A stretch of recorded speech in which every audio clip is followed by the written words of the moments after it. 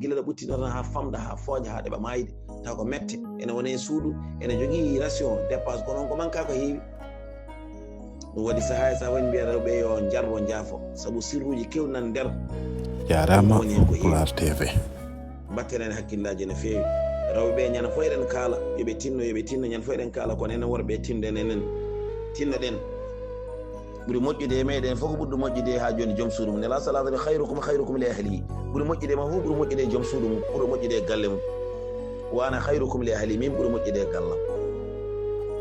batten en hakkillaji wonani wawde galle muɗum jaggude jogum jarama Place TV wawde galle mum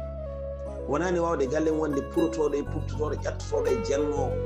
ene hiiɗo galle mum wona ɗum woni wawde galle ala woni wawde galle mum ko ñamminde e yarnude holtinde e honnude e weltinde ɗum woni wawde galle kono kaari kay joom suudu mum suusa ɗippude ni ala neɗɗo fotani sifarede noon koma Allah faago kono ko ɓuuri hen hewde siruji nan lesa ha kewi bandiraɓe aɗa sago paamen ɗum wona aɗa woni to tan aɗa calcule ko ni foti waɗi jarama Place TV ñamlo hande ko ɓuuri hen hewde men rewɓe ɓe ñamali ɓe mbi ko dag bidikaji